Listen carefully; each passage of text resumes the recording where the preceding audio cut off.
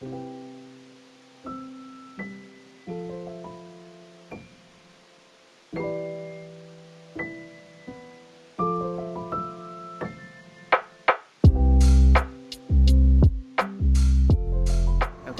Janelle Dunlap, Janelle Dunlap, Dunlap.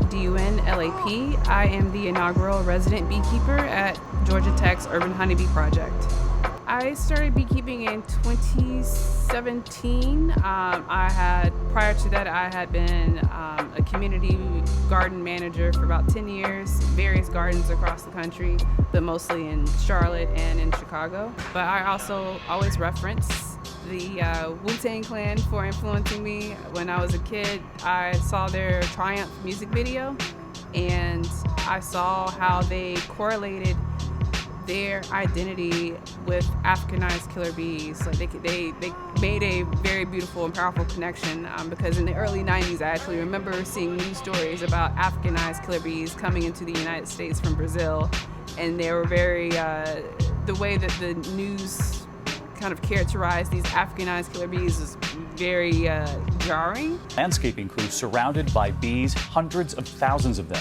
ABC's Clayton Sandell with the warning tonight. Like I can hear the negative tone when they use the term Africanized. I would notice also the transitions would go straight to crime stories, and they would feature mostly African American men. 14-year-old Clarence Thomas was not indicted. He walked out of court, but could be indicted later. Can we all get along? And for me, to see that connection being made in music was the first time I had witnessed a political or social political message in the arts. It was my chance, honestly. Yeah. This is my first experience with bees. One of my friends used to work in this program, and I just caught her on a day to work. I was like, "Oh, where are you going?" She was like, "I'm going to work." And I was like, "Oh, put me on." And so this is one of our bigger hives. You see, they kind of move out the way.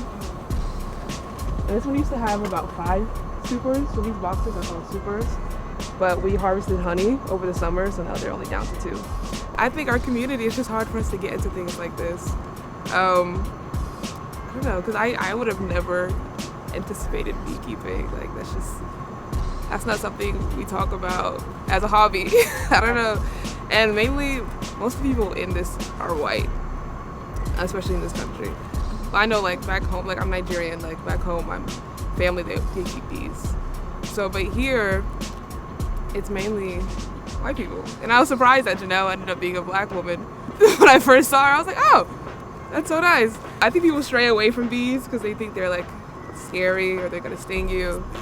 But honestly, if you're kind to them, they're kind to you. I don't know how she does it, honestly, because the kids, plus coming here and driving to Atlanta, and then beekeeping, and then showing people about bees, and then her art. I think it's very inspiring. All right, well, hold on just a second. You know, I've been beekeeping since 2017. This is the first time I actually got paid to do it.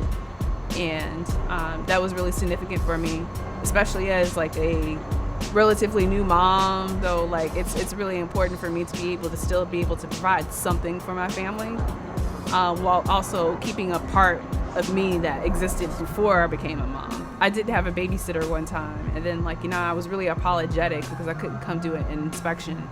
And Dr. Levy said, she's like, I spent most of my career as a young mom or a new mom feeling like I was like failing everyone, including my career. And I was like, don't worry, this feeling is just temporary. And then, man, when I was pregnant with my son, like I had so many back problems. I had to stop like a month before I had him, just because I couldn't even lift anything heavy. And the honey supers get really heavy over the summer. What's immediately next is I have a great opportunity to work with TED, like the TED Talks Conference Wednesday. They'll be here I'll be able to present some of my exploratory research on honeybee vibrations, or the vibratory frequencies of honeybees. I do plan on partnering with Black farmers in the region to provide beekeeping services. So yeah, I'll just continue doing what I had always been doing. Like when I was in Charlotte, I was a resident beekeeper for a herbalist and a black farmer. So that's the goal. That's what I plan to do, and I do hope to continue this research. But only thing I can do is just put the word out that this is ongoing and just see what happens.